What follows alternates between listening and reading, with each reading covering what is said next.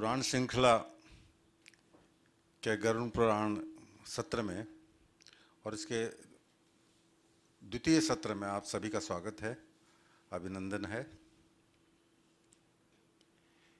एक बात जो मैं आपको आज विशेष तौर पर बताना चाहता हूँ, इसका जिक्र पहले भी मैंने किया था कि हम जो पुराणों की श्रृंखला का आयोजन कर रहे हैं, मेरे ख्याल में कम से कम 3-4 महीने 5 महीने तो हो गए होंगे।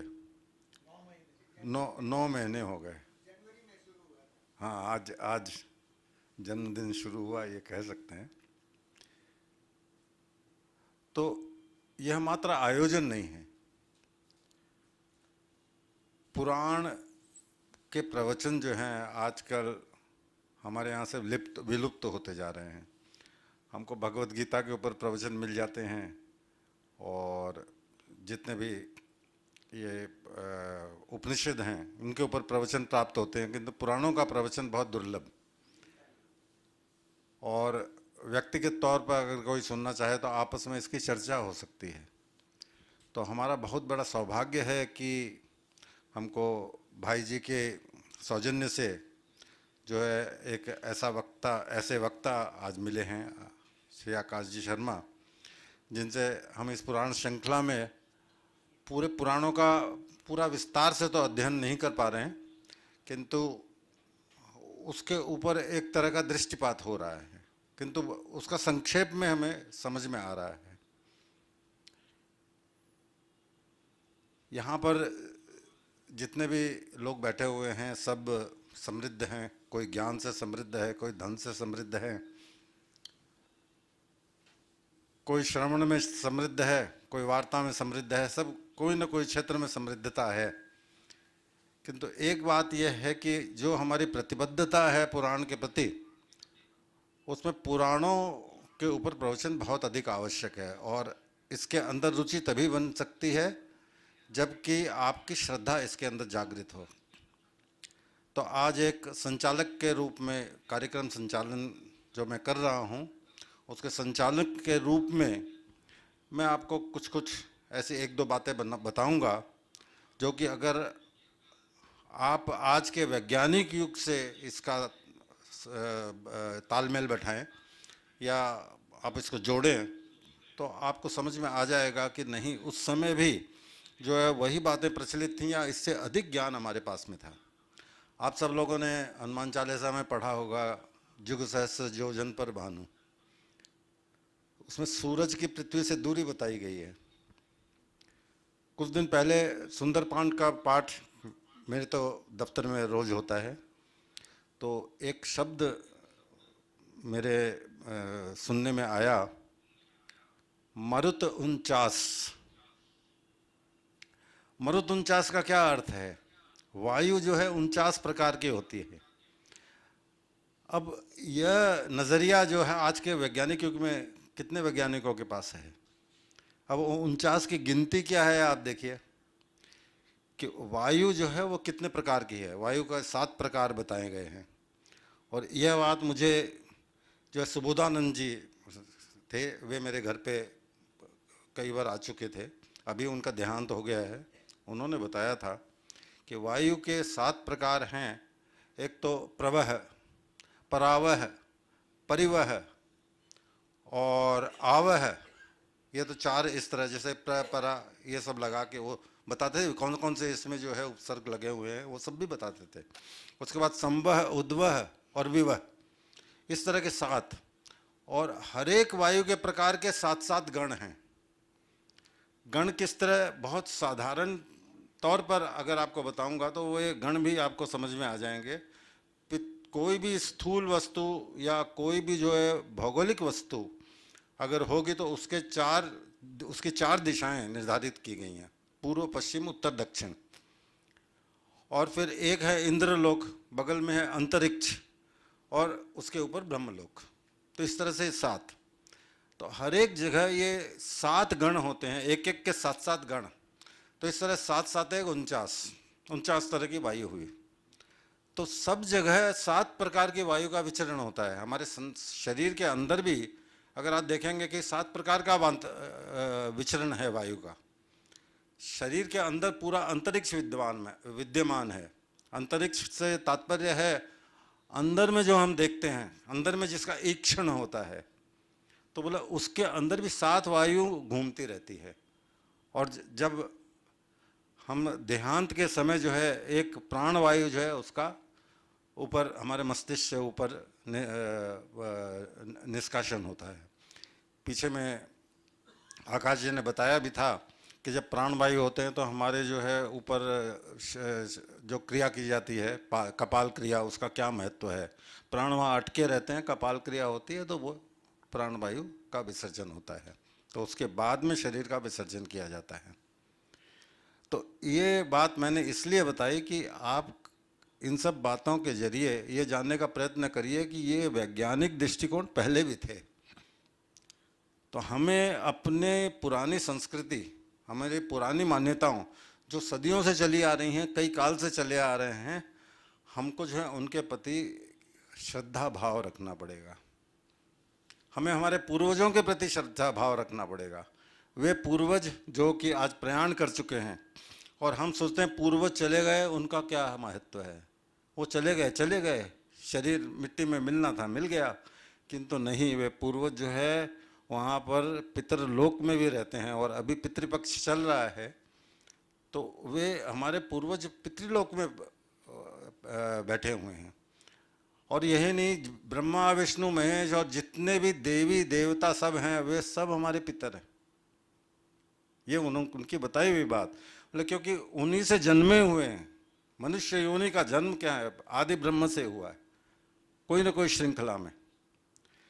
तो हमारे पुराणों के प्रति, हमारे साहित्य के प्रति और हमारे धर्म के प्रति हमारी आस्था जितनी भी दृढ़ होगी, हमारे कर्म भी उतने ही दृढ़ होंगे, हमारा विज्ञान भी उतना ही दृढ़ता के साथ में जो है उन्नति कर सकेगा। तो इन्हीं शब्दों के साथ मैं मेरी ड्यूटी मैंने मेरे ख्याल में पूरी की कि आपको कुछ समझाऊं कि किस तरह से जो है हमारे साहित्य में, हमारी कला क्षेत्र में हमें जो है पूर्ण दृढ़ता से विश्वास और श्रद्धा रखनी चाहिए। तो आज के द्वितीय सत्र में जिसे आप ये समझ सकते हैं कि प्रेत मार्ग, और उसमें मृत्यु उपरांत तो पिछले सत्र में हो चुका था मृत्यु तक की कथा। अब उसके बाद जो है वह प्रेत मार्ग की कथा, किस तरह से व्यक्ति का जो है गमन होता है और वह पितृलोक में जाता है या ब्रह्मलोक में जाता है, कहाँ जाता है, और उसके बाद उसके पुनर्जन्म का विवेचन। इन सब बातों पे जो है आकाश जी आज चर्चा करेंगे। उनको मैं मंच सौंप रहा हूँ।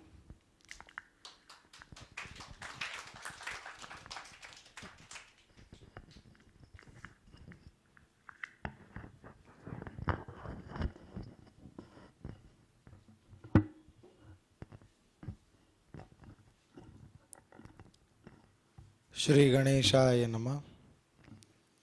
वंदे देवो उमापतिं सुरगुरुं वंदे जगत कारणं वंदे पन्नगभूषणं मृगधरं वंदे पशूनां पतिं वंदे सूर्य शशांक वहिनयनं वंदे मुकुंद प्रियं वंदे भक्तजनाश्रयं च वरदं वंदे शिवं शंकरम्। आज गरुड़ पुराण के इस द्वितीय सत्र में हम और आप एक साथ एकत्र हुए। पूर्व सत्र में हम और आपने मृत्यु किस प्रकार होती है, मृत्यु की स्थिति क्या होती है, उस पर चर्चा की। याद है आपको? याद है?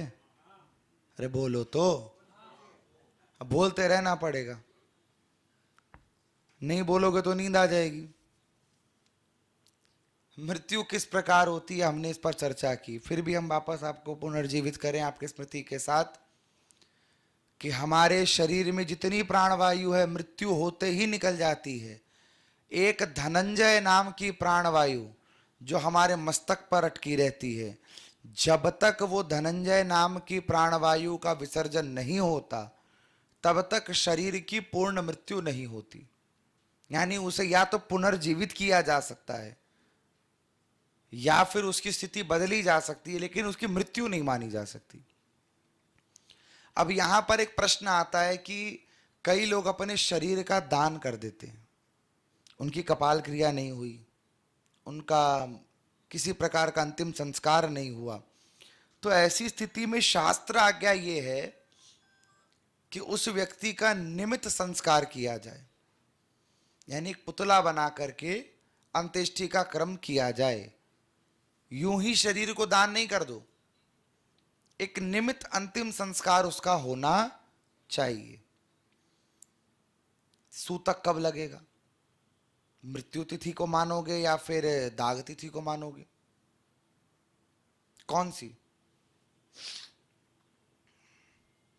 तो जिस क्षण धनंजय नाम की प्राणवायु का विसर्जन हो गया, कपाल क्रिया हो गई, उसी क्षण सूतक लग जाता है। जब तक वो सूतक नहीं लगता तब तक वो श्राद्ध तिथि नहीं मानी जाती। अब कई लोग कहते मृत्यु 2 दिन पहले हो गई, श्राद्ध दाग 2 दिन बाद लगा, तो तिथि कौन सी माने? तो निर्णय सिंधु इस बात पर वचन देता है कि जिस दिन दाग लगे, जिस दिन अग्नि संस्कार हो, वो उसकी मुक्त तिथि मानी जाएगी। अब इसमें लोग तर्क करते हैं ऐसा कैसे हो सकता है, मृत्यु पहले हो गई, आत्मा पहले चली गई, तुमने जाते हुए देखा क्या है? तुम ज्यादा ज्ञानी या व्यास जी ज्यादा ज्ञानी? अरे बोलो तो। वेद व्यास जी लिख रहे हैं, गरुड़ पुराण में बता रहे हैं, और तर्क यहां पर यह है कि यदि तुम सूतक पहले मान लो तो तुमने अंतिम संस्कार किया किस अधिकार से? भाई अंतिम संस्कार कर रहे हो तो विनायक पूजा भी होती है, नारायण पूजा भी होती है। सूतक वाला आदमी पूजा कर सकता है क्या भगवान की? सूतक में आदमी अग्नि का आवाहन कर सकते हो? शमशान पर जाकर अग्नि का आवाहन किया जाता है, आप कर सकते हो क्या बिना सूतक काल के?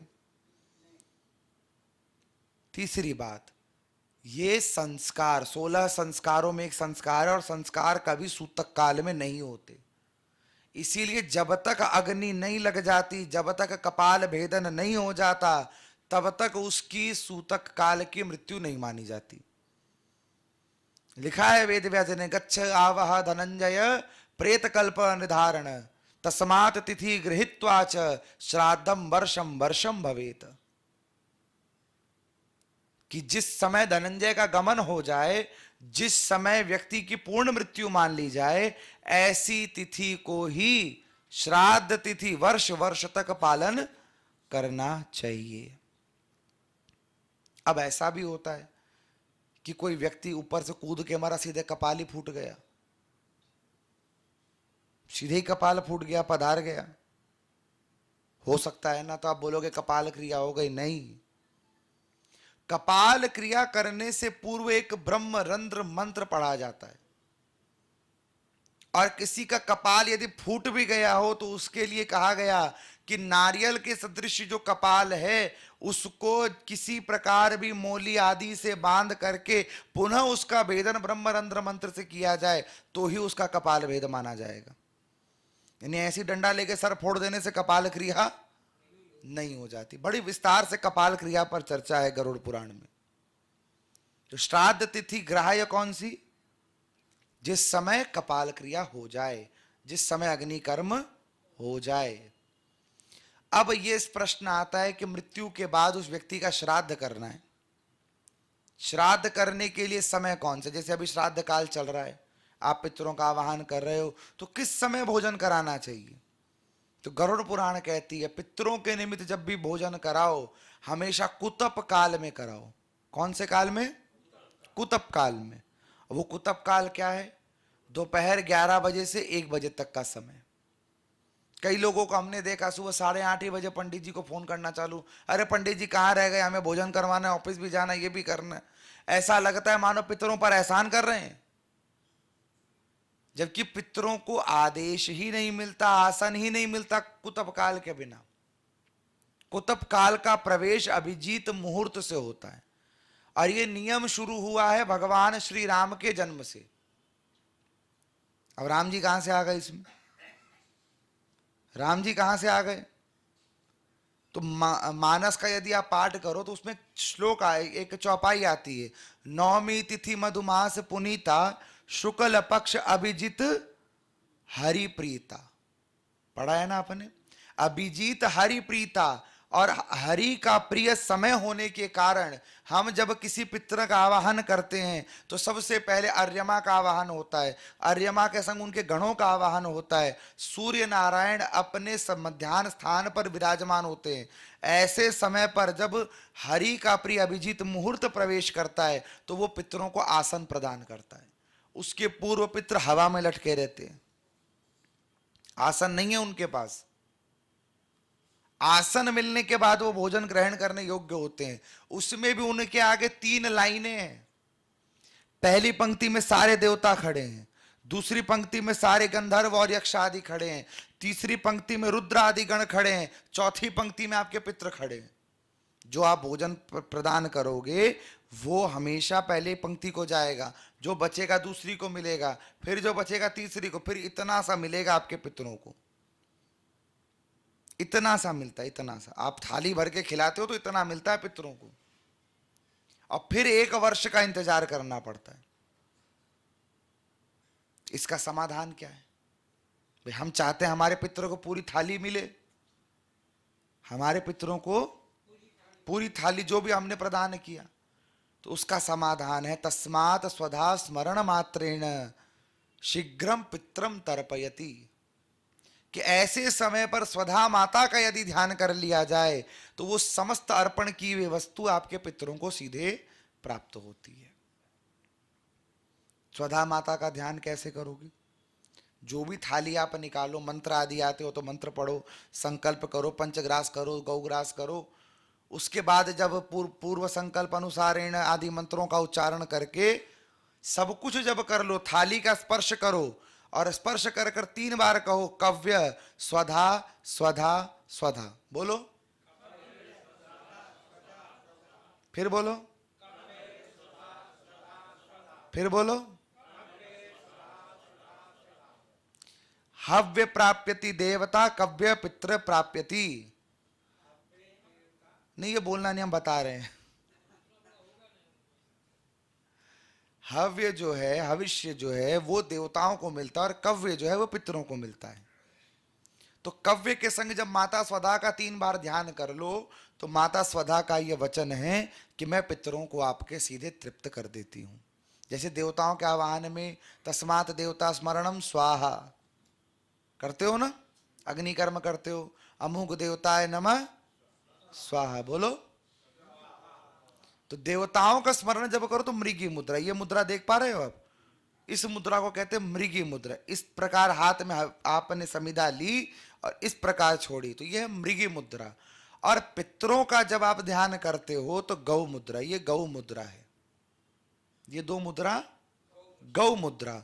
और गौ मुद्रा में पितरों के लिए आप जो भी तर्पण आदि करो तो इस अंगूठे के इस तीर्थ से, इसको देव तीर्थ कहा गया, यहां से जल आदि सब प्रेक्षण किया जाता है। देवताओं को सामने से, अग्रभाग से, और पितरों को देव तीर्थ से। इस प्रकार अंगूठे के सहारे जल छोड़ा जाता है। इस प्रकार से पूर्वाभिमुख आप बैठो और दक्षिणाभिमुख होकर के देव तीर्थ से आप जल छोड़ो तो वो सारी समिधा पितरों को प्राप्त होती है। तदोपरांत तिथि कौन सी ग्रहण करें भाई? एक दिन में 2 तिथि आ जाती है कई बार। अब अगले दिन की माने कि इस दिन की माने, समस्या होती है ना। जैसे अभी भी इन श्राद्धों में भी चतुर्थी, पंचमी, पंचमी षष्ठी और षष्ठी सप्तमी, इन 3 तिथियों में कंफ्यूजन है। तो कैसे तिथि का निर्धारण हो? तो हमेशा पंचांग खोलो, देखो 12 बजे कौन सी तिथि पड़ रही है, दिन के 12 बजे, कि कुतब काल दिन में पड़ता है। तो दिन के 12 बजे मध्याह्न व्यापिनी जो तिथि पड़ जाए वही तिथि श्राद्ध तिथि के रूप में ग्राह्य हो जाती है। अब यदि 12 बजे के बाद कोई तिथि शुरू हुई और अगले दिन 12 के पहले पूरी हो गई, संभावना है जैसे षष्ठी के साथ हो रहा है। षष्ठी तिथि 12 तारीख को दोपहर में 12:02 पर शुरू हो रही है और अगले दिन 11 बजे समाप्त हो जा रही है। तो आप बोलोगे ना इधर 12 बजे है ना उधर 12 बजे है। तो ऐसी स्थिति के लिए कहा गया पूर्व दिवा यथा तिथि शीघ्रेण ग्राह्यति श्राद्धः, कि पूर्व दिन, पूर्व संध्या पर जो तिथि ग्राह्य हो उसी के संग उस तिथि का श्राद्ध कर देना चाहिए। यानी षष्ठी तिथि इस बार 12 तारीख को ग्राह्य हो जाएगी। तो ऐसे ही गरुड़ पुराण में एक एक प्रश्न का उत्तर दिया हुआ है, बस हमें पढ़ने भर की जरूरत है। और समस्या कब आती है कि हम शास्त्र पढ़ने वाले आचार्यों की बात नहीं मानते, बगल की पड़ोसन की बात मान लेते। समस्या है ये। और ये आपके साथ नहीं, हमारे घर में भी हम चीख चीख कर कह रहे हैं भैया ये तिथि देना, इतना कुछ बेरो को नहीं, फलानी भाभी जी आप बोलिए तो ईद ही नहीं करेंगे आपा। तो समस्या है ये। और माताओं के साथ विशेषकर कि मेरी सारी सहेलियां ईद दिन करेगी तो मैं ईद ही नहीं करूंगी, कितना ही आचार्य बोल दो, पर अगर पूरा समाज मिलकर कोई गलती कर रहा हो तो वो गलती सही नहीं हो सकती है। पूरा देश मिलकर भी कुछ गलत कर रहा हो तो वो गलती सही नहीं हो सकती है, गलत गलत ही रहेगा। तस्मात् शास्त्र प्रमाणेन, आपके कर्मों को शास्त्र का आधार होना चाहिए। और अब अपने मूल प्रसंग पर हम आए। ये आपको इसीलिए बताया कि भविष्य में आपको याद रहे, कोई प्रश्न करे तो कह सकते हो कि इसका ये आधार है, इस तिथि को इस प्रकार से ग्रहण करना चाहिए। मूल प्रश्न पर आए कि मृत्यु की कथा तो हमने आपको सुना थी कि मृत्यु कैसे होगी, अब आगे का सफर कैसा होगा। भागवत जी में अजामिल ने भी ये प्रश्न, परीक्षित ने भी ये प्रश्न किया है, और सुखदेव जी ने word to word Garuda Purana सुनाई है उनको।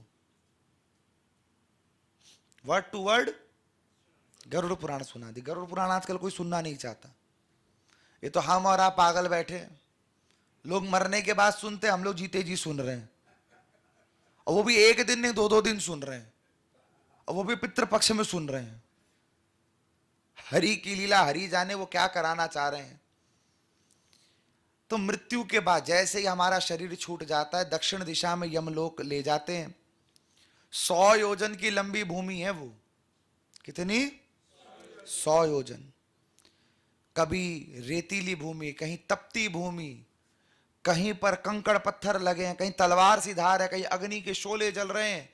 ऐसी भूमि पर उसको पैदल नंगे पांव चलना पड़ता है, और पीड़ा उतनी होती है जितनी शरीर को होती है। चलता रहता है, चलते चलते पर्वत की चोटी पर पहुंचता है। पर्वत की चोटी से यमदूत धक्का दे देते हैं, एक जंगल में गिरता है। उस जंगल के भीतर जितने जीव जंतु की मृत्यु उसके कारण हुई है, वो सारे जीव उसको खाने दौड़ते, नोच नोच के शरीर खाते हैं। फिर वो पहुंच जाता है, रक्त रंजित शरीर है, और उस शरीर को लेकर पहुंचता है बैतरणी नदी के पास। कौन सी नदी? वैतरणी नदी। वैतरणी नदी के किनारे पे खड़ा होकर के वो इंतजार करता है कोई पार कर दो। ये बैतरणी नदी रक्त और मांस की नदी है, हड्डियों के इसके घाट बने हैं। करोड़ों सूर्य में एक साथ जितना ताप हो उतना ताप इस नदी का है। उस ताप के जलन से वो जीव जलने लगता है, प्रार्थना करता है, यमदूत आके घसीट देते हैं उसके भीतर। बार बार शरीर मूर्छित होता है, बार बार उसको जागृत करते हैं, और घूमते घूमते घूमते घूमते पाताल चला जाता है। वहां से जैसे मछली को कांटे में फंसाकर निकाला जाता है, उसी प्रकार उस जीव को बाहर निकाला जाता है, और फिर मुदगर से उसकी पीठ पर प्रहार करते हैं, और वो रक्त जो वमन करता है उस वमन को भी यमदूत भक्षण करते हैं, खूब पीटते हैं। फिर 100 सीढ़ियां चढ़कर यमराज के सामने खड़ा होता है। इसी बैतरणी के पास यदि आपने अपने बच्चों को संस्कार दिया तो वो गौदान यदि उचित प्रकार से कर दे तो गौ माता पूंछ लेके खड़ी हो जाती है कि ले बेटा पार हो जा। पर गौदान भी आजकल नानी सी हो गए, देखा आपने? इतनी सी वो निमित्त दान गौ माता वाला, इतनी सी गाय आती वो भी अंदर से खाली है, वो चांदी का तो नाम कर दिया उसमें, असली तो कोई करता ही नहीं है। और गौदान के भी नियम बताए, ऐसा नहीं कि रास्ते में गए गाय खरीदे और उसी को दान कर दिया। गरुड़ पुराण बताती है गौदान के नियम, 10 गाय का पालन करो तब 1 गाय दान करने का अधिकार है आपको। अब 10 गाय कौन पाले आज के समय में? तो कम से कम 1 महीने आप 10 गायों की गौशाला में जाके सेवा करो, उनको चारा खिलाओ, उनके ये उचित प्रकार की रहन सहन की व्यवस्था करो, तब एक गाय को दान करने का अधिकार है आपको। अभी तो होलसेल में बट रही है गायें। चांदी की दुकान में चले जाओ, गौदान कौन करो कि लो इतनी सी गौ दान कर दो। अब तो उसको पकड़ के तुम पार हो जाओगे। अरे बोलो तो, चांदी की करनी तो बढ़िया, तो पंडित जी लेने वाले भी राजी हो गए। चांदी की करनी तो बढ़िया मोटी मोटी गाय दान करो। इतनी सी गाय लगा हमने गौदान कर दिया, गौदान कर दिया। तुमने अपने आप को मूर्ख बनाया और कुछ नहीं किया है। गरुड़ पुराण कहती है ऐसे मूर्खों के लिए अलग से एक नरक बना हुआ है, जिसका नाम है त्रयतारण नरक। क्या नाम है? त्रयतारण। त्रयतारण मानी 3 प्रकार से तारण देने वाला नरक है वो, तारणा देने वाला। पहला ज्ञान तारणा, क्योंकि तुमने बुद्धि का प्रयोग नहीं किया। शास्त्र पढ़े थे, शास्त्र पढ़ाने वाले पढ़े थे, पर तुम नींद में पता नहीं कौन सी पढ़े थे, तो उसकी मस्तिष्क को खंड खंड तोड़ा जाता है और विष्ठा के कीड़ों को खिला दिया जाता है। उनकी विष्ठा बनकर वो पुनः शरीर बनता है और उसके बाद पुनः उसको तोड़ करके फिर खिलाया जाता है, और ये प्रक्रिया चलती रहती है जितना लंबा उसने पाप किया है। दूसरा तारण, उसके शरीर के एक एक अंग को गरम गरम तेल में तला जाता है और असुरों को परोस दिया जाता है। उनकी विष्ठा वो बनते हैं, उनकी विष्ठा से निकल करके पुनः अपना रूप धारण करते हैं और फिर ये प्रक्रिया चलती है। और तीसरा तारण कि उनको चांडाल के समान ट्रीटमेंट मिलती है, मुदगर आदि से प्रहार होता है, बारंबार शरीर प्रताड़ित किया जाता है, गरम गरम लावे में झोंक दिया जाता है कि तुम्हारे पास सब कुछ सुलभ था, फिर भी तुमने उस सुलभता का प्रयोग, उपयोग, उपभोग नहीं किया। ये त्रयतारण नरक की स्थिति है। यमपुर के द्वार पर खड़ा यमराज ने पूछा, रे भाई बता कितना पुण्य किया? तो बगल से छोटा सा चिट पेपर निकलता है, इतना सा, उतना ही पुण्य होगा हमारा। सार पुण्य देखो तो उतना ही होगा। बोला पाप, बोले पीछे न गाड़ा भर भर का आ रहा है, फाइल मारी। चलते चलते तो पाप करते हैं हम। अब पाप करने का मतलब ये नहीं कि तुम जो इच्छा से पाप या गलती से पाप करते हो। शास्त्र आज्ञा ना मान के मनमाना आचरण करना भी पाप है। जैसे एकादशी व्रत बहुत लोग करते हैं, बहुत लोग नहीं करते हैं। कई लोग स्पेशल शास्त्र पढ़ के आते हैं। व्यास जी से स्पेशल फोन पे बात हुई थी, उनको वेद व्यास जी ने कहा था कृष्ण पक्ष की मत करना, शुक्ल पक्ष की कर लेना। इनके लिए अलग से तेल गर्म होता है नरक में। हाँ, अरे कलकत्ते से ही जाता है। लो हंस रहे हो आप। कृष्ण पक्ष, अरे एकादशी व्रत के लिए तो कहा है जो नहीं करे सो पापी। और पहली एकादशी, नई एकादशी कोई करना चाहे तो पहली एकादशी का व्रत उसको मार्गशीर्ष कृष्ण पक्ष से करना चाहिए। वहां से एकादशी प्रारंभ होती है व्रत करना, क्योंकि गीता में भगवान ने कहा है मार्गशीर्ष मासो हम, महीनों में मैं मार्गशीर्ष का महीना हूं। वो शुक्ल पक्ष में आती है, हम कृष्ण पक्ष की बात कर रहे हैं। तो एकादशी नहीं करना पाप है। जो तुम्हें धन प्राप्त हो, धन का सदुपयोग करना चाहिए, उसका सदुपयोग ना करके हाय हाय मचा देना, ये पाप है। और झूठ तो कोई बोलता ही नहीं है संसार में। झूठ तो कोई बोलता ही नहीं है। थोड़े दिन बाद हमें लगता है शास्त्र की लिपि भी बदल जाएगी। आज से 100-200 साल बाद अगर हम संभवतः वापस आना पड़ा किसी पाप के कारण और गलती से किसी पुण्य से शास्त्र हाथ लग गए और अपनी ही भारतीय सभा, इस संस्कृति संसद का रिकॉर्डिंग हमने सुनी, तो कहेंगे बाबा जी गलत बात बोल रहे हैं। क्योंकि उस समय शास्त्र में यह नहीं लिखा होगा झूठ बोलना पाप है, उस समय लिखा होगा सच बोलना पाप है। क्योंकि सत्य बोलने वाले का सदैव शोषण हुआ है, प्रतिकार हुआ है, सच किसी को सुनना नहीं है। आपको सच सुनना पसंद है? पसंद है क्या? अरे बोलो तो। नहीं है। हम आपसे भी कहेंगे आपका मरना निश्चित है, क्या पता कब मर जाओ, दान करो, अरे बाबा जी तो खाली मांगा ना ला गया उरे। इसीलिए अपने आप को झूठ बोलना बंद कर दो कि हमें सच सुनना ही पसंद नहीं है। हमें सच सुनना पसंद नहीं है, और यही कारण है कि हमें बार बार आना पड़ता है। तो गरुड़ पुराण में आगे बताते हैं व्यास जी, बैतरणी पार हो गई, यमपुर के द्वार पर खड़ा, पाप पुण्य के बीच में झूलता है, और कर्मानुसार पुनरपि जननम पुनरपि मरणम पुनरपि जठनी जननी जठरे शयनम, अलग अलग योनियां मिलती, अलग अलग दरवाजे मिलते हैं, अलग अलग मार्गों से पुनः कभी किस लोक में कभी किस लोक में भटकता रहता है, भटकता रहता है, भटकता रहता है, घूम फिर के वापस इसी लोक में आ जाता है। स्वर्ग में जितने आप पुण्य अगर बहुत किए हैं तो जितना पुण्य किया उसके रेशियो में आपको अमृत पिलाया जाता है, और अगर ज्यादा पुण्य नहीं है तो खाली सूंघाया जाता है, कभी कभी तो खाली दूर से दिखाया जाता है, जैसा पुण्य होगा तुम्हारा।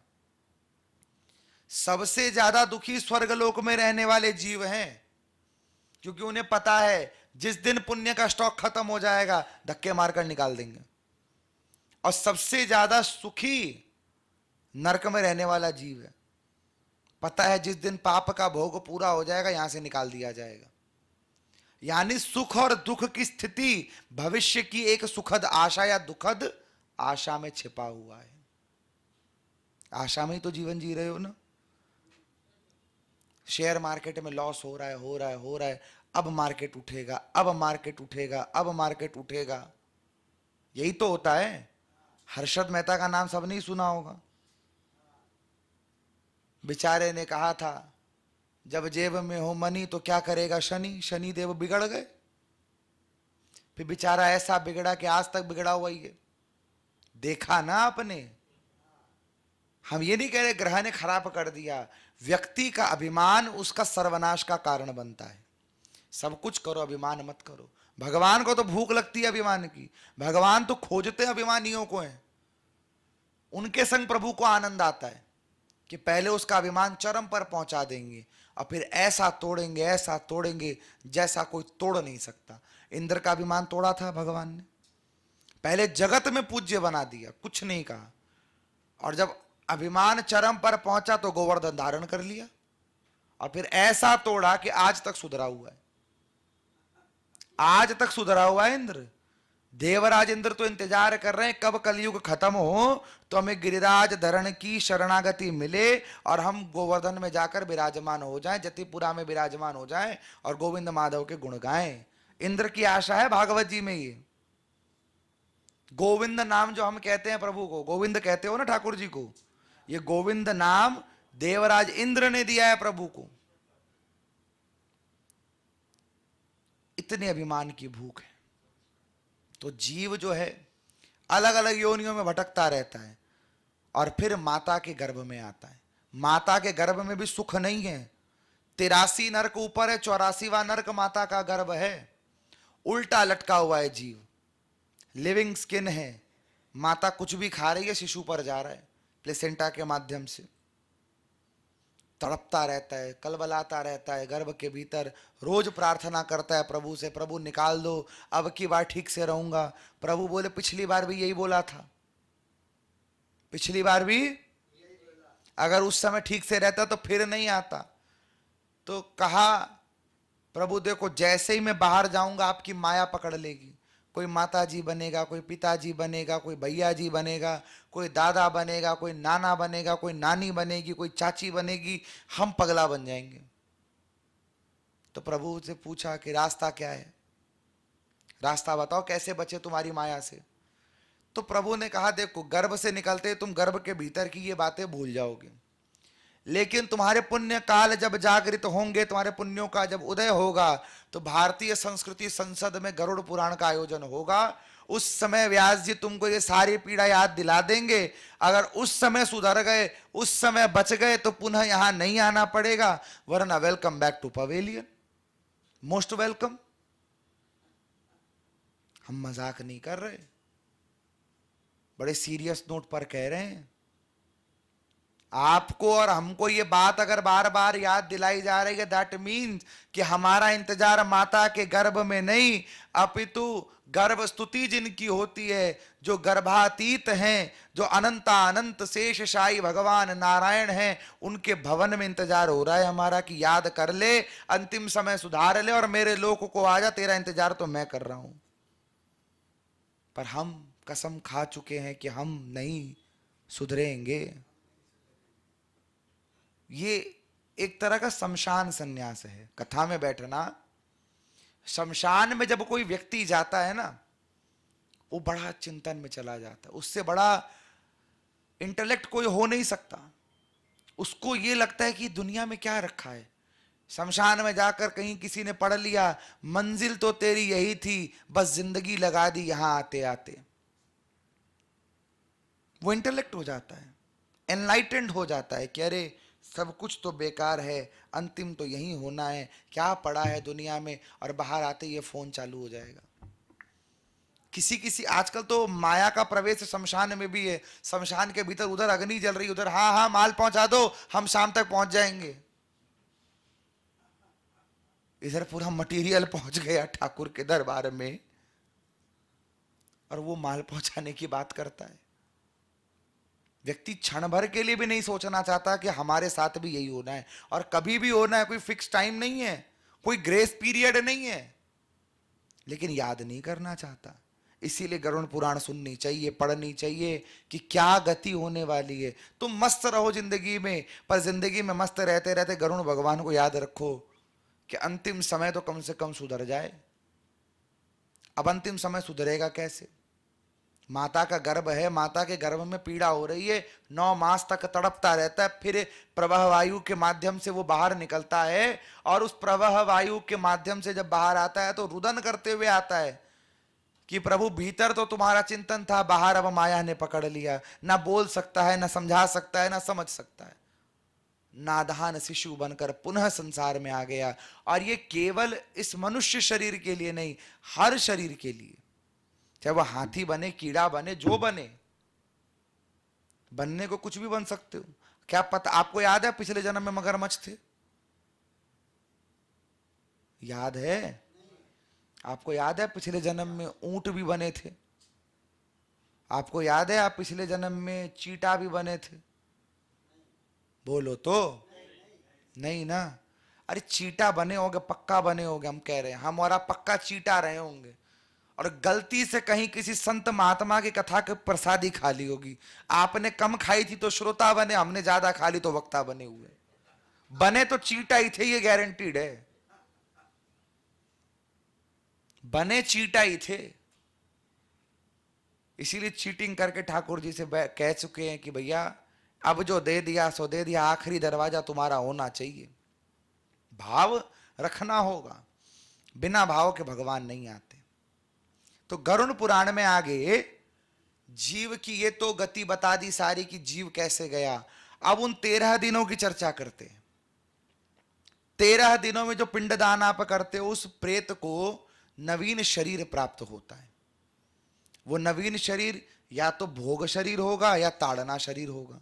अच्छे कर्म होंगे तो भोग शरीर मिलके स्वर्ग आदि लोकों में जाएगा, और बुरे कर्म होंगे तो तारण शरीर मिलेगा, जो चाहे कट जाए पट जाए जो हो जाए पर मरेगा नहीं। वो ताड़ना शरीर है। और ताड़ना शरीर मिलने के बाद वो अन्य योनियों में जाता है। कभी प्रेत बनता है, कभी पिशाच बनता है, तड़पता रहता है। और ये यमपुर की यात्रा वो 3 दिनों में कंप्लीट करता है। कितने दिनों में? 3 दिनों में। इसलिए तीसरे दिन जो तीये का कर्म करते हो आप, तीये का कर्म पता है ना, दीप प्रज्वलन करके प्रेत का आवाहन होता है कि भैया घूम लिया यमपुर से, लाइसेंस मिल गया, अब वापस आओ। अब यहां पर तुम्हारे जितने सगे समधी सांसद तुमको दिखते हैं, उनको देख लो जी भर के। अब वो भटकता रहता है उसी घर में, सारे घरों में, पुरानी जगह जाएगा, नई जगह जाएगा। और जैसे ही 12वें दिन का कर्म हुआ, 13वें दिन ब्राह्मण भोजन करके सब विदाई हुई, यमदूत आके उसे वापस टाने के, जो उसका लाइसेंस जगह उसको मिली होगी वहां पर ले जाएंगे। और फिर पुनर्जन्म हो जिस भी योनि में हो। अब आजकल देखो एक बड़ा नया ट्रेंड चला हुआ है, 3 दिन में ही 13 दिन निपटा देते हैं। 3 दिन में ही 13 दिन निपटाते। ऐसे करने वाले का भी उद्धार नहीं है, जिसके लिए किया उसका भी उद्धार नहीं है, और जिसने बताया उसका तो सत्यानाश है ही। क्योंकि बताने वाला पक्का ब्राह्मण होगा, करवाने वाला ब्राह्मण होगा, तो जिसका करवाया पहले तो उसको डंडे पड़ेंगे, जिसका किया उसको भी डंडे पड़ेंगे, और जिसने करवाया उसको तो अलग से बांध कर हिसाब किया जाएगा। भाई ये मूर्ख था, ये बेबस था, तुम तो ज्ञानी थे, तुमको तो पता था, तुमने कैसे करवाया। आपको कोई कह दे 5 करोड़ रुपए मिलेंगे, 5 करोड़ रुपए मिलेंगे, किसी व्यक्ति की जाकर हत्या कर दो, कर दोगे क्या? अरे बोलो तो। 10 करोड़, 100 करोड़? हमें कथा में पूछ रहे थे ये प्रश्न, एक व्यक्ति खड़ा हुआ बोला महाराज बताओ किसकी करनी है। भाई 100 करोड़ मिलेंगे, क्या खराब बात है? बोले महाराज किसकी करनी है? हाँ भाई 100 करोड़ की बात है, छोटा मोटा अमाउंट नहीं है।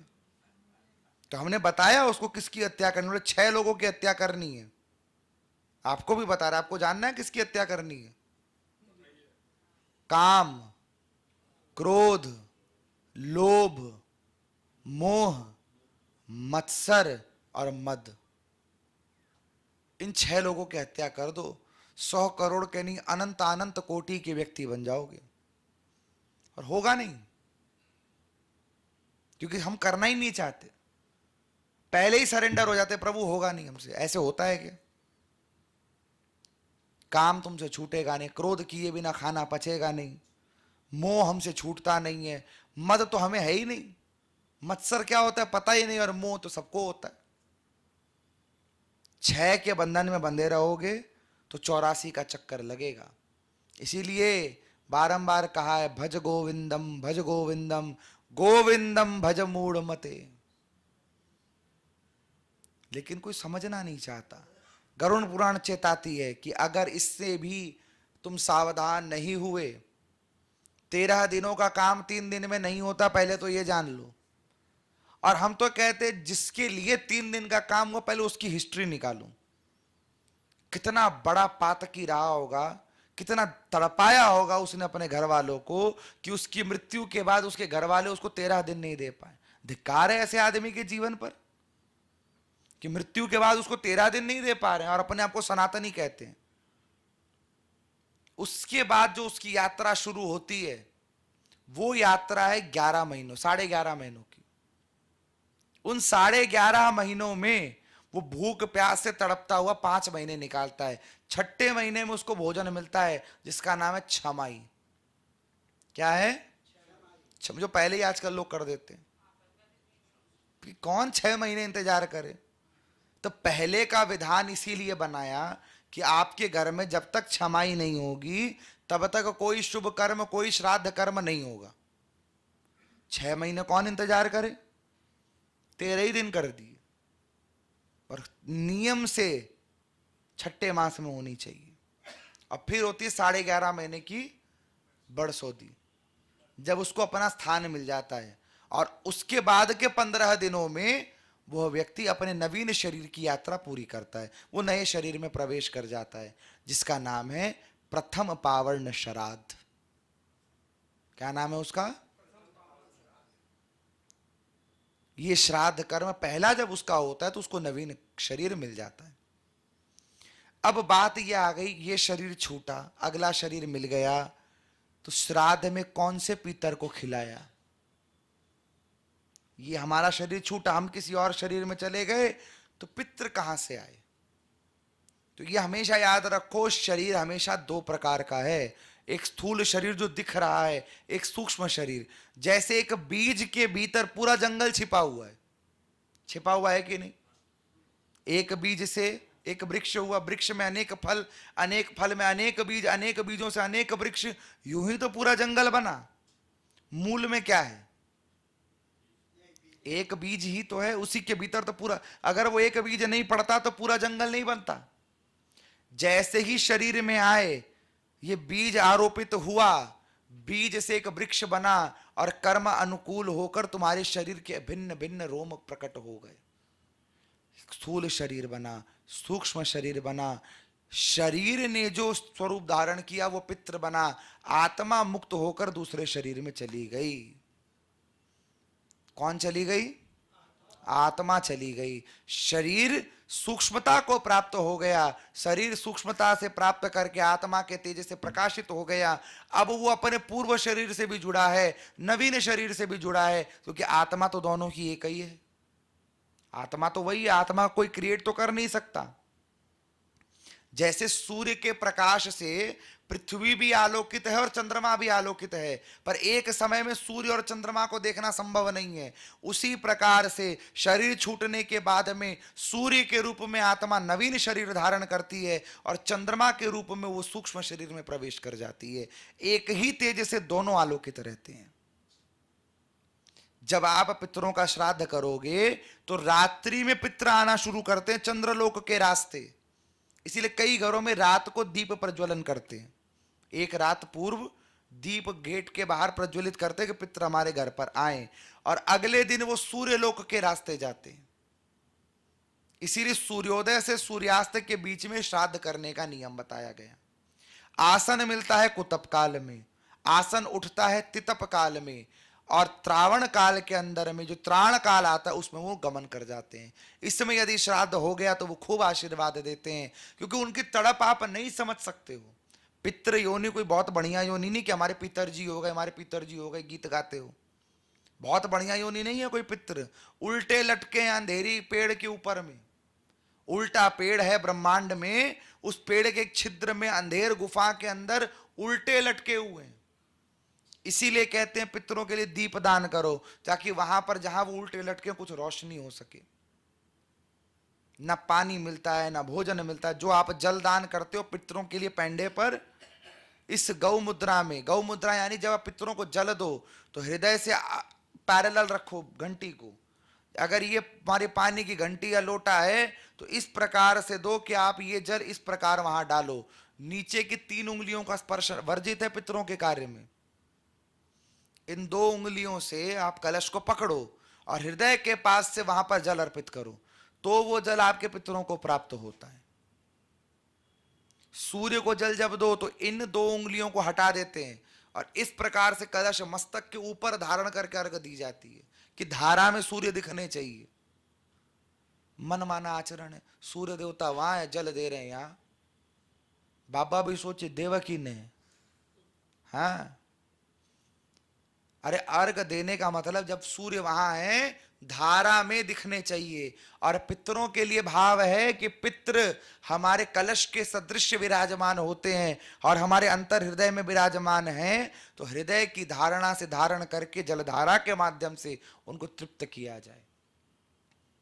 मनमाना आचरण है। तो उनको वहां पर जल अर्पण करो, जल अर्पण करके उस जल को तुलसी दल का स्पर्श करा दो तो अति तृप्ति होती है। और हमने मार्कंडेय पुराण के प्रवचन में इस बात को कहा था कि जब पितृ के लिए किसी ब्राह्मण को भोजन कराओ तो पितृ स्तोत्र का पाठ उसके सामने जरूर करो। उस स्तोत्र के प्रभाव से एक बार भोजन कराने से 12 महीने की तृप्ति पितरों को हो जाती है। एक बार भोजन कराने मात्र से। ब्राह्मण जब भोजन करने बैठे, बगल में बैठ जाओ, पढ़ लो। मार्कंडेय पुराण में आपको गूगल आदि पे भी प्राप्त हो जाएगा। पितृ स्तोत्र यदि आप सर्च करो तो गूगल पे अवेलेबल है ये। इस विधि से पितरों का श्राद्ध करो। श्राद्ध उपरांत ब्राह्मण, अच्छा श्राद्ध कराते समय भी याद रखो, कई माताओं की आदत होती है, पंडित जी साग की सोवण्यो, नमक तो तेज को नहीं, बढ़िया बनो कि नहीं। श्राद्ध के लिए नियम मौनम कृत्वा श्राद्ध है, ऋग्वेद कह रहा है।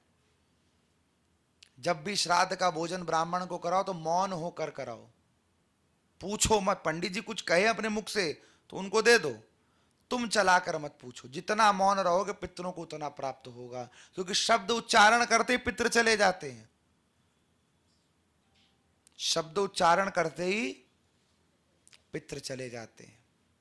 जिस दिन श्राद्ध हो उसके एक दिन पूर्व ब्रह्मचर्य रहो, श्राद्ध जिस दिन हो उस दिन ब्रह्मचर्य रहो, अन्यथा तुम्हारे द्वारा ब्रह्मचर्य खंडित करने से जो तुम्हारे शरीर के अंग से जो भी प्रस्फुटित होगा, चाहे वो तुम्हारा स्वेट हो, चाहे तुम्हारे शरीर की गंध हो, चाहे तुम्हारे मुख का मलिनता हो, चाहे तुम्हारे किसी भी प्रकार के अंग स्पर्श किया हुआ अन्न हो या किसी भी प्रकार का रस हो, वो पितरों को भक्षण करना पड़ता है। इसलिए पूर्व दिन और समदिन ब्रह्मचर्य का पालन करो। और ये नियम केवल कर्ता के लिए नहीं, ब्राह्मण के लिए भी आया है कि ब्राह्मण यदि कहीं भोजन कर रहा है पितरों के लिए, पूर्व दिन भी ब्रह्मचर्य रहे, श्राद्ध करने के बाद भी ब्रह्मचर्य रहे, यानी 2 रात्रि का ब्रह्मचर्य पालन करे। इसीलिए योग्य ब्राह्मण मिलना मुश्किल है। आप योग्य ब्राह्मणों की कदर, अब योग्य ब्राह्मण आएगा तो वो दक्षिणा बढ़िया मांगेगा, दक्षिणा तो हमें देनी है छोटी सी, मांगने वाला ब्राह्मण तो किसी को पसंद नहीं है। बोलो हां, मांगने वाला ब्राह्मण किसी को पसंद नहीं है। पूजा चाहिए तुम्हें अंबानी जी वाली और दक्षिणा दोगे तुम बंबानी जी वाली, एटा चोल बेना। तिवाड़ी की मिठाई खानी है तो हल्दीराम का दाम नहीं चलेगा, सीधी बात है। भाई रसगुल्ला तो पूरे विश्व में कहीं भी मिल जाएगा, पर कलकत्ते का खाना है तो कलकत्ते वाले के पास आना भी तो पड़ेगा। इसीलिए आप पहले उचित प्रकार से ब्राह्मणों की सेवा करके तुष्ट करो। इसमें यह नहीं कि आप हर ब्राह्मण को कसौटी पर कस दो। आप ब्राह्मण को यह नहीं कह सकते जाके पंडित जी ब्रह्मचर्य रहे थे, हाँ पंडित जी एक दिन पहले भी ब्रह्मचर्य, 20 दिन भी पंडित जी आसी को नहीं, आसी को नहीं, बोले चाल्यो माने ज्ञान देना। इसके लिए तो सीधा रास्ता आपको हम बताते हैं, जो करुण पुराण में वेद व्यास जी ने कहा, तुलसी दलम स्मरण मात्रेण गोविंद नाम उच्चारयेत तस्मात् शास्त्र कृतम कर्ता शीघ्रम प्राप्यति पितरः। कि जब श्राद्ध कर्म करो, हाथ में तुलसी का पत्र रखो, गोविंद का स्मरण करो, स्वधा का नाम लेकर जल छोड़ दो, सीधा तुम्हारे पितरों को तृप्ति दे देगा। और यदि भावना शुद्ध रही और ठाकुर रीझ गए तो सीधे प्रमोशन हो जाएगा, तुम्हें पता भी नहीं चलेगा। गीत गाते हैं एक, न जाने कौन से गुण पर दया निधि रीझ जाते हैं, पुकारो प्रेम से उनको तो नंगे पांव आते हैं। पुकारने वाला भी तो चाहिए, चाहिए ना। तो बहुत से नियम बताए गए, नियमों का पालन आज के समय में हमें मालूम है कि बहुत मुश्किल है, पर जितना हो सके उतना तो करो। शिखा रखो, सूत्र रखो, तिलक रखो, कम से कम इतना तो रखें हम। ये भी नहीं करते हम श्राद्ध के समय। तिलक करवाते हो ना, तिलक, आप कोई पूजा नहीं करते चलेगा, लक्ष्मी प्राप्ति का उपाय बताते हैं तुम्हें। केवल रोज तरीके से तिलक करवा लो घर में, तरीके से। तरीका क्या? यदि ये प्रथमा उंगली जो है, इंडेक्स फिंगर आपकी शिखा पर स्पर्श कराकर आप तिलक कराते हो, हमेशा आपका श्री, हमेशा आपका तेज बढ़ता रहेगा। यदि दूसरी उंगली यानी मध्यमा उंगली को आप अपनी शिखा पर रखकर तिलक करवाते हो तो आपके शत्रु समूह का नाश हो जाएगा। तीसरी यानी रिंग फिंगर अनामिका उंगली को रखकर यदि आप तिलक करवाते हो शिखा पर तो आपके मंत्र की सिद्धि बढ़ती है। कनिष्ठिका रख करके यदि आप तिलक करवाते हो तो आपकी बहन बेटियां सदैव सुखी रहती है। और अंगुष्ठ रख करके यदि आप शिखा पर तिलक करवाते हो तो आपकी लक्ष्मी बढ़ती है। इसीलिए ब्राह्मण आदि 5 उंगलियां माथे पर रख लेते हैं, 5 उंगलियां शिखा पर। अभी कई लोग सोचते हैं कि माथा से खाली बाल उठाने का माध्यम है, यह ऐसा नहीं है। केवल तिलक कराना। और तिलक फिर किससे कैसा करवाओ? जब पितरों को तिलक करो, फोटो आदि में तिलक करो तो इस उंगली से करो। देवताओं को, ब्राह्मणों को करो तो तीसरी उंगली से करो। जब भैया दूज पर बहन अपने भाई का तिलक निकाले तो कनिष्ठिका से निकाले। अतिथियों का अंगुष्ठ से कर तिलक करो। और जब स्वयं का तिलक करो तो मध्यमा से करो। याद रहेगा? पहली उंगली से, अरे बोलो तो, पितरों का, दूसरी उंगली से खुद का, तीसरी उंगली से देवताओं का और अतिथियों का, ब्राह्मणों का, चौथी उंगली से भैया दूज पर, रोज नहीं, भैया दूज पर बहन अपने भाई का, और 5वीं उंगली पर जितने आपके साधारण जन सामान्य अतिथि आए उनका तिलक करो। अब कईयों क्या इससे एक बिंदी देंगे और इससे उठा देंगे। हाँ, इसीलिए तो यहां चर्चा में आए हैं। जो नियम है वो जानोगे ना, तिलक से भी आपका काम हो सकता है। तिलक में भी अपने इष्ट का ध्यान करो, गुरु का ध्यान करो। जो सो कोई तिलक लगाए, हर किसी से तिलक मत लगवाओ, तरीके से करो तो सारे कर्म होते हैं। इसके बाद गरुड़ पुराण में आगे बताते हैं, यदि कोई व्यक्ति असमर्थ हो श्राद्ध करने में तो केवल काले तिल स्पर्श मात्र करवाकर बिखेर दे तो पितृ उससे भी तृप्त हो जाते हैं। पर कभी भी मांग करके श्राद्ध नहीं करना चाहिए। मांग कर किए हुए अन्न से यदि आप श्राद्ध करते हो तो पितृ कभी संतुष्ट नहीं होंगे, और पितृ यदि संतुष्ट नहीं है तो देवता कभी प्रसन्न नहीं होंगे, क्योंकि पितृ हमारे और देवताओं के बीच में एक पुल का कार्य करते हैं। इसलिए पितरों को हमेशा प्रसन्न रखो। वर्ष पर्यंत यथाशक्ति उनके निमित्त दान दक्षिण आदि करते रहना चाहिए। भाई गर्मी आ गई तो आम आदि का दान कर दिया, कोई रस भरा चीज दान कर दी, छाता का दान कर दिया, चप्पल का दान कर दिया, ये तो कर सकते हो ना।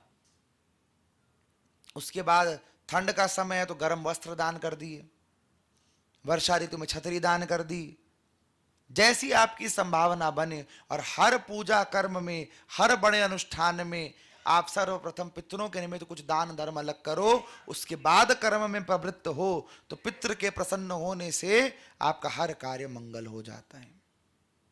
यूं तो गरुड़ पुराण में पितृ अध्याय बहुत बड़ा है, यदि इस पर हम अकेले भाष्य करना पूरे दिन करते रहें तो कम पड़ेगा, पर क्योंकि समय की बाध्यता है, पितरों के इस अध्याय में आपसे हम यही कहेंगे, यथा योग्य ब्राह्मणों को बुलाकर। और एक चीज का ध्यान रखना, कई लोगों के घर में हमने देखा है स्त्रियों के श्राद्ध में ब्राह्मणी को जिमाते हैं, परंतु नियम यह है श्राद्ध किसी भी वर्ग का हो, भोजन करने का अधिकार यज्ञोपवीतधारी ब्राह्मण का होता है, पुरुष का होता है, वो भी यज्ञोपवीतधारी। यदि ब्राह्मण है, अब वैसे बच्चे का श्राद्ध कर रहे हैं, कोई 5 वर्ष 6 वर्ष का बच्चा है, उसके निमित्त करे तो बच्चे को ही भोजन कराएंगे, इसका अधिकार नहीं है। जब भी किसी का श्राद्ध हो, यज्ञोपवीतधारी हो, तिलक आदि धारण किया हो, उचित कर्म से प्रवृत्त हो, ऐसे ब्राह्मण को ही भोजन कराने का अधिकार उसी के माध्यम से मिलेगा, अन्य किसी से नहीं मिलेगा। क्योंकि यज्ञोपवीत के जो 3 प्रवर होते हैं, यज्ञोपवीत में आप देखना 3 प्रवर का माध्यम, 3 गांठें होती हैं यज्ञोपवीत के भीतर। उन 3 प्रवरों में ब्रह्मा विष्णु महेश जो हमारे मूल पितृ हैं, उनकी शक्तियों से उनका रस निर्धारण होता है, और उस रस निर्धारण से पितरों को कव्य प्राप्त होता है। जैसे आपको इंडिया से अमेरिका किसी को पैसे भेजने हो तो रुपीज में भेजोगे तो रुपीज में नहीं मिलेगा, डॉलर तो कन्वर्शन चाहिए ना, कोई माध्यम चाहिए, उस माध्यम का सही होना जरूरी है। भेजो इंडिया में, पहुंचे पाकिस्तान में और अमेरिका में फोन करो मिला कि नहीं, मिलेगा क्या? उसी प्रकार उचित यदि भाव से श्राद्ध ना करोगे प्रॉब्लम तो होगी। फिर पंडित जी के पास कुंडली लेके जाओगे कि पितृदोष लग गया, पितृदोष लग गया। तो पितृदोष इसी प्रकार लगता है, वर्षों तक जब पितृ अतृप्त हो जाते हैं तो आपके घर में श्रीहीनता आने लगती है, लक्ष्मी उस घर का त्याग कर देती है। क्योंकि पितृ जितने आर्त होते हैं उतना आर्त जीव नहीं हो सकता, उस आर्तता का भाव आपको है ही नहीं। सोचो आप 1 साल तक भूखे रहो और साल में एक साल में केवल 15 दिन आपको भोजन करने का अधिकार हो, आपकी स्थिति कैसी होगी? पूरे साल आप उस खाने के लिए तरस रहे हो, पूरे साल उस भोजन के लिए आप तरस रहे, तो उनकी आर्तता का भाव आप सोच भी नहीं सकते। अब यहां पर प्रश्न उठा, फिर नैमिषारण्य में सूत जी से प्रश्न हुआ कि फिर हम इन पितरों को मुक्त क्यों नहीं कर देते, कैसे मुक्ति हो? तो मुक्ति के 3 मार्ग बताए। पहला मार्ग बताया गया श्राद्ध। कौन सा श्राद्ध? गया जी में 16 दिन का श्राद्ध विधिवत यदि कोई करे तो पितरों की मुक्ति होती है। आजकल लोग उसमें भी 3 दिन का शॉर्टकट निकालते हैं, और हम आज मंच से कह रहे हैं वो टाइम वेस्ट कर रहे हैं, वो अपना पैसा भी वेस्ट कर रहे हैं, टाइम भी वेस्ट कर रहे हैं, और लूट रहे हैं उनको लोग। मंच से कह रहे हैं आपको ये बात हम अथॉरिटी के साथ, 3 दिनों में गया श्राद्ध नहीं हो सकता। भाई जिसका आवाहन नवमी को होना है उसका आवाहन तुम प्रतिपदा पे कर ही नहीं सकते। ऋग्वेद में आज्ञा ही नहीं है उस कर्म की। वेद के ऊपर वेदाचार्य थोड़ी ना हो जाएगा, होगा क्या? 16 दिन विधिवत रूप से जाकर यदि आप गया श्राद्ध करो तो तुम पड़ोसी का नाम लेके भी जल छोड़ दोगे तो पड़ोसी भी तर जाएगा। अपना नाम लेकर स्वपिंड दान भी कर दोगे तो खुद भी तर जाओगे। स्वपिंड दान का वहां विधान किया हुआ है, नारायण पिंड दानम च। आप भगवान नारायण को पिंड देते हो, मृत्यु के बाद नारायण आपको पिंड देते हैं, अपना पिंड दान आप कर सकते हो। इसके उपरांत गया श्राद्ध यदि कोई ना करा पाए तो कहा काशी के पिशाच मोचन में जाकर जो पिशाच योनि में गए हुए पित्र हैं उनका उद्धार किया जा सकता है। काशी में पिशाच मोचन तीर्थ है, वहां 2 दिन की पूजा होती है, वहां पर भी आप जाकर कर्म अपना कर सकते हो।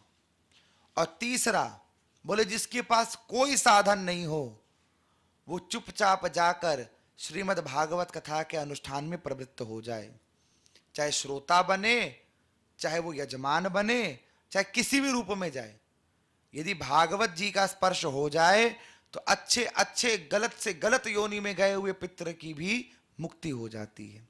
गया श्राद्ध भी बिना भागवत जी के अनुष्ठान के पूरा नहीं होता।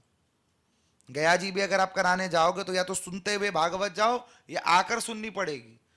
और भागवत जी स्वयं इसका प्रमाण दे रही है। गौकर्ण जी के भाई धुंधकारी मृत्यु हो गई थी, गया जी में गौकर्ण जैसा ज्ञानी पिंड दान करके आया। अब गौकर्ण जी की पूजा पे तो प्रश्न चिन्ह नहीं लगा सकते हम ये नहीं कह सकते कि गौकर्ण जी ने खराब पूजा की होगी, पर गौकर्ण जी की पूजा करने के बाद भी धुंधकारी की मुक्ति नहीं हुई। और मुक्ति कब हुई? जब श्रीमद् भागवत जी का स्पर्श प्राप्त हुआ।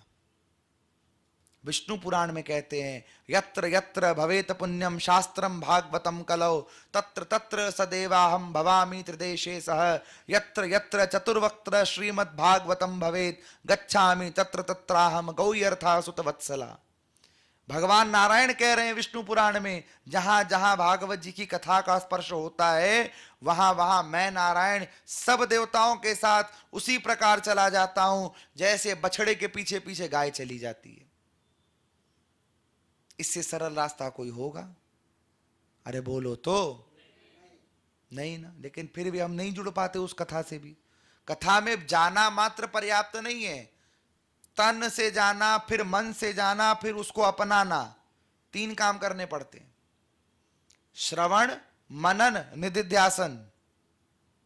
पहले सुना, फिर समझा और फिर उस पर चले उस रास्ते पर, तो वो कथा सफल होती है। और पूरी कथा में क्या बताया गया? नाम संकीर्तनम यस्य सर्व पाप प्रणाशनम प्रणामो दुख शमनम तम नमामि हरिम परम। प्रभु नारायण के चरणारविंदों में स्पर्श हो जाए, ऐसी कृपा भागवत जी की कृपा से प्राप्त होती है। तो भागवत जी के अनुष्ठान में भी यदि कोई प्रवृत्त हो गया उसके पितरों का भी उद्धार हो जाता है। और कहा इसके बाद भी यदि कोई नहीं कर पाए तो बोले इसके बाद भी कोई नहीं कर पाए तो उसको अपने कर्म को धिक्कारना चाहिए कि मैं हर प्रकार से साधन संपन्न होने के बाद भी मुक्ति के मार्ग पर नहीं आ पाया, मुक्त नहीं हो पाया। आगे गरुड़ पुराण में बताते हैं कि नारायण ही एकमात्र परम सत्य है। श्री नारायण के चरणों में जो समर्पित हो जाए, युगल चरणों की वंदना करे, तुलसी दल से प्रभु की सेवा करे, ऐसे प्राणी पर प्रसन्न होकर अंत तो गत्वा भगवान उसको अपने श्रीधाम को प्रदान कर देते हैं। फिर पूछा कली काल है, कली काल में मनुष्य हर प्रकार से धर्म विमुख रहेगा, उसकी उद्धार का कोई मार्ग बताओ, वरना वो तो नरक हाउसफुल हो जाएगा, नरक में जगह नहीं बचेगी फिर। तो कहा कि अंत काले च मामेव, अंत समय में यदि कोई मेरा नाम ले ले, अंत समय किसी के मुख से मेरे नाम का स्मरण हो जाए, तो उसके सारे पाप नष्ट करके मैं सतत उसे बैकुंठ लोक की प्राप्ति करवा देता हूं। इससे बढ़िया रास्ता होगा अब कोई? पर अंत समय में भगवान की याद आएगी इसकी गारंटी नहीं है। अंत समय में याद उसी को आएगी जो जीवन पर्यंत याद रखेगा। मानस इस बात का प्रमाण देती है, जन्म जन्म मुनि जतन करावही, अंत राम कही आवत नाही। अंत समय भगवान का मुख पर आना इतना संभव नहीं है। अंत समय में नाम आ गया, सोचना ही मत कहां गया, सीधे गया वो Baikunth, with no return policy, with no return policy. अब आप बताओ कहां जाना है आपको? बैकुंठ जाना है। हम एक दिन इस कथा का कार्ड बनवा रहे थे, गरुड़ पुराण भाग 2, आज हमने कहीं पोस्ट नहीं किया क्योंकि उसमें बहुत मेजर एरर था। हमें हंसी भी आ रही थी और सोच रहे थे अगर पोस्ट कर दे तो कोई आता ही नहीं। आज बता रहे हैं क्यों। उस पोस्टर में हर बार एक लाइन लिखी होती है, महाप्रसाद सभी के लिए। आज उसने गलती से छाप दिया, गरुड़ पुराण महाप्रस्थान सभी के लिए। अगर हम ये पोस्ट कर देते आज, कोई नहीं दिखता यहां पर, मतलब महाप्रस्थान कराने की तैयारी हो रही है यहां तो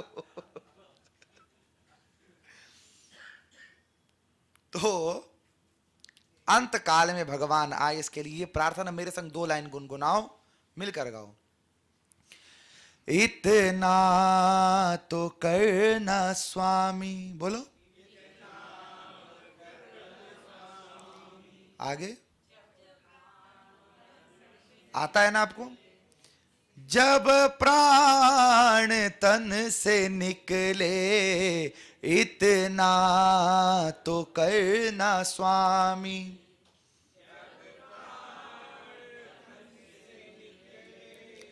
गोविंद नाम लेकर फिर प्राण तन से निकले, गोविंद।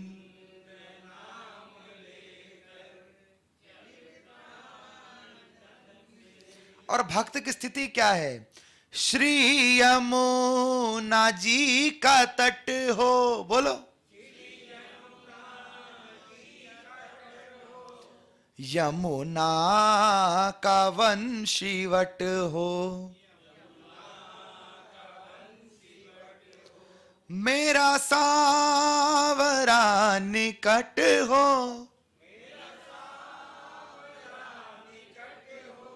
जब प्राण तन से निकले, जब प्राण, इतना तो करना।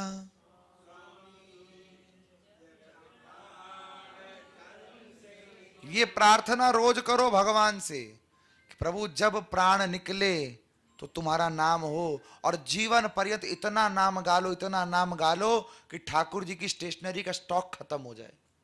लिखते लिखते नाम में बड़ी शक्ति है। कलयुग केवल नाम आधारा, सुमिर सुमिर नर उतर ही पारा। नाम का आधार है, इससे इजी रास्ता नहीं है। भगवान शंकर स्वयं कहते हैं, राम राम रामेति रमे रामे मनोरमे, सहस्त्र नाम तत्तुल्यम राम नाम वरानने। एक बार राम राम कहो, सहस्त्र बार विष्णु विष्णु कहने का फल मिल जाता है। एक बार कृष्ण कृष्ण कहो, सहस्त्र बार राम राम कहने का फल मिल जाता है।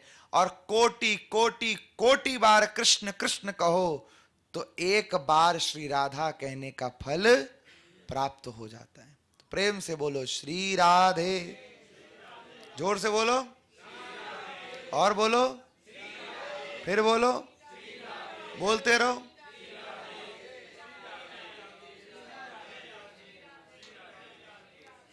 इतना तो मान लो कि तुम्हारी मुक्ति निश्चित हो गई आज, इसकी गारंटी हम देते हैं। और हम प्रमाण के साथ कह रहे हैं आपको, प्रमाण के साथ कह रहे हैं। एक गुरु शिष्य थे, उन गुरु शिष्य में शिष्य का जो बेटा था वो नास्तिक था। गुरुजी ने कहा एक काम करो, उसको एक दिन कमरे में सुबह से बंद रखो, जब तक हम ना आए तब तक मत खोलना। गुरुजी शाम को आए, भूखा प्यासा, सुबह से कमरे में बंद है। गुरुजी भीतर गए, अपना पोथा पतड़ा रखा, पतड़ा रखने के बाद एक माला करी, माला करके बेटा से बोले बेटा बोलो श्री राधे। अरे बोलो तो, तुम्हें बोलने से किसने मना किया? फ्री का नाम है, लूटो रे प्यारे। अरे राम नाम की लूट है, लूट सके तो लूट, अंत समय पछताएगा जब प्राण जाएंगे। बेटा बोले नहीं बोलूंगा। पंडित जी फिर माला कर रहे हैं गुरुजी। 1 घंटा बीती, गुरुजी फिर बोले बेटा बोलो, बोलो। गुरुजी नहीं बोलूंगा। अब की बार 2 घंटा माला करी, फिर 2 घंटा माला करके बोले बेटा बोलो। अब बेटा परेशान हो गया, बोले गुरुजी समझ में क्यों नहीं आता, मैं राधे राधे नहीं बोलूंगा, नहीं बोलूंगा, नहीं बोलूंगा। गुरुजी ने समेटा, बोले मेरा काम हो गया। अब वो गुरुजी के पीछे पड़ गया। कौन सा काम हो गया बताओ? बाणिया को छोड़ो, तो फायदा की बात तो पहले जाननी है। बोलो हाँ। तो गुरुजी बोले जब मरेगा ना तो यमराज से पूछना, वो बताएगा। पूरी जिंदगी निकाल दी, हर प्रकार के पाप किए, पाप कर्म करते करते जब मरा, यमपुर पहुंचा, यमराज से पूछा सारे पाप के लिए तल देना, हमको भजिया बना देना पूरा हमारा, लेकिन एक बात बताओ पंडित जी का कौन सा काम हो गया था? एक बार नाम हमने कहा तो उससे कौन सा काम हो गया उनका?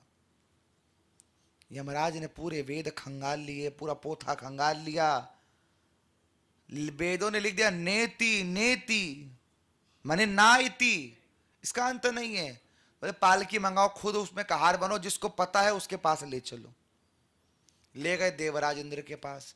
इंद्र बोले हमें पता होता तो हमारा सिंहासन परमानेंट नहीं हो जाता। बोले तो क्या करे? बोले तुम भी कहार बनो। एक तरफ यमराज, एक तरफ देवराज। मार्ग में मिल गए नारद जी। नारद जी को पूछा, बोले इनको तो पक्का पता होगा, दिन भर नारायण नारायण नारायण करते हैं, इनको पक्का पता होगा। नारद जी बोले देखो गाते तो हमें, पर पता हमें भी नहीं है, फल क्या होगा, हमने फल की इच्छा कभी की नहीं। तो चलो कहार बनो। फिर ले गए ब्रह्मा जी विधाता के पास, तुमने बनाया तुम बताओ। ब्रह्मा जी भी हाथ जोड़ लिए, बोले हमको नहीं पता।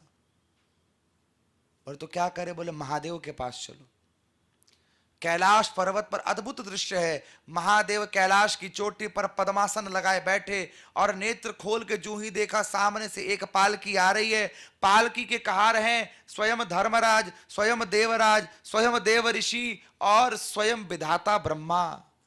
महादेव सिंहासन से उठकर दौड़े, अरे कोई भक्तराज पधारे, भक्तराज पधारे। इतने सिंहासन पर इतने बड़े बड़े देवता लेकर आ रहे हैं। चरण वंदना की महादेव ने, कहा बताओ प्रभु कहां से पधारे, कौन सा ऐसा पुण्य किया आपने? ब्रह्मा जी बोले पुण्य पुण्य कुछ नहीं है, इसने जीवन में एक बार श्री जी का नाम लिया है, उसका फल बता दो क्या होना चाहिए। महादेव बोले कहार की जगह तो खाली दिख नहीं रही है, पता तो हमें भी नहीं है। एक काम करो, जिसका नाम है उसी के पास चलो। पहुंच गए गोलोक में, आगे आगे महादेव, पीछे कहार, और कहार पर वो देवता। पहुंचे गोलोक, सिंहासन पर देखा, और अष्ट कमल दल रूपी वो सिंहासन, और उस पर श्याम वर्ण के पीतांबरधारी मोर मुकुट लगाए हुए, गले में कौस्तुभ मणि है, हाथ में बांसुरी है, गले में बैजंती माला है, हाथों में चूड़ी पहन रखी है, पैरों में पायलिया बांधी है, और ऐसे मोर पंख की अद्भुत लट लटक रही है, का आंखों में कजरा झूल रहा है, कानों में कुंडल लटक रहे हैं। इतनी सुंदर छवि भगवान की देखी, और उनके निकट श्री किशोरी जी विराजमान है। उनके चरणों के पास वो गुरु जी भी बैठे, कूद पड़ा वो। बोले यही वो गुरु जी, इनका ही काम हो गया था, इनसे पूछो कौन सा फल मिलना चाहिए। महादेव ने सारी बात बताई कि ये इंसिडेंट्स हुए, ऐसे ऐसे हम लोग घूम के आए हैं। भगवान श्री कृष्णचंद्र बोले इसको हमारी गोद में बैठाओ, क्योंकि इसका फल श्रुति का पता तो हमें भी नहीं है, इसकी फलश्रुति का पता तो, इसीलिए इसकी फलश्रुति यही जानो, एक बार भी किसी ने सच्चे मन से हमारी प्राण प्रिया का नाम ले लिया तो ये कृष्ण उसके चरणों का दास बन जाएगा, हमारी गोद में इसका सदा सदा के लिए स्थान हो जाएगा। अरे महादेव, आप तो इसी बात से समझो, जिसके गुरु बनकर मार्ग आप दिखा रहे हो, कहार बन के इतने बड़े देवता घूम रहे हैं, उसके पाप कर्म की गिनती नहीं, उसके पुण्य की प्रशंसा होनी चाहिए। ये एक बार राधे राधे बोलने का फल मिला। कितनी बार? और आप कितनी बार बोल चुके अभी तक पूरे जीवन काल में? अभी भी बोलो, डाउट है क्या तुम्हें मुक्ति होने में? है क्या? अरे बोलो तो। जम के नहीं बोला ना तो कसम है तुम्हें तुम्हारे मोबाइल की,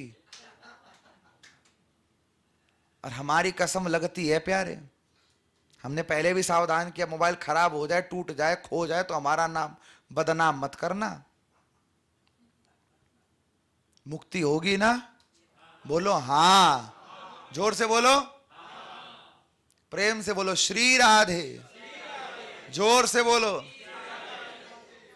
और इतना ही कहकर हम आपको यही कहेंगे, गरुड़ पुराण का सार यही कि कर्म के बंधन में बंधोगे तो मार्ग बहुत दूर है तुम्हें मुक्त होने का, और यदि कर्म के चक्कर से छूटना है तो मार्ग केवल एक है कि गोविंद का नाम जप लो।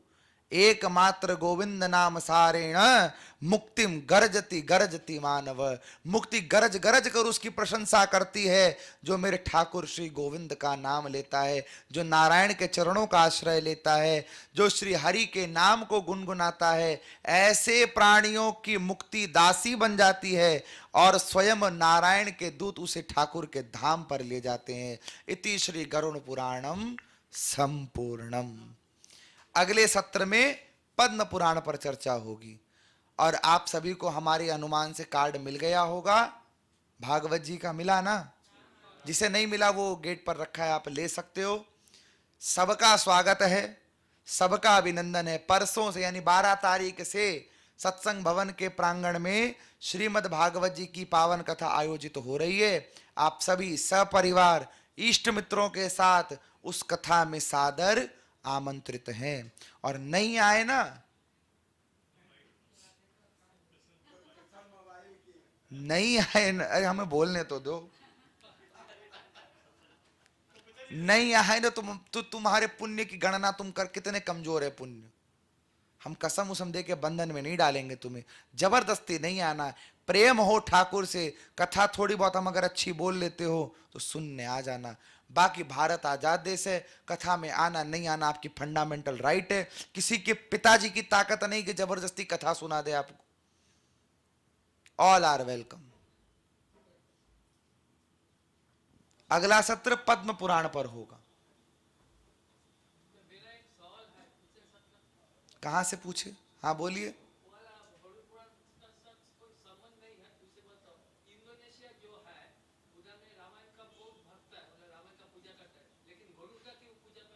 किसका? गरुड़ का।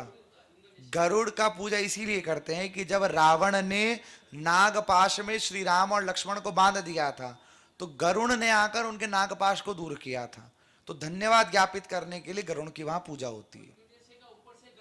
हाँ भाई जी कुछ कहेंगे? शब्द भक्तजनों को साधारण नमस्कार, जय श्री कृष्ण। एक तो पंडित आकाश जी जो भागवत में आयोजन कर रहे हैं, आप उसमें अवश्य पधारें, उसमें भाग लें। पुराण एक ऐसा विषय है कि जिसके ऊपर जितनी चर्चा की जाए, जितनी शोध की जाए उतना कम है।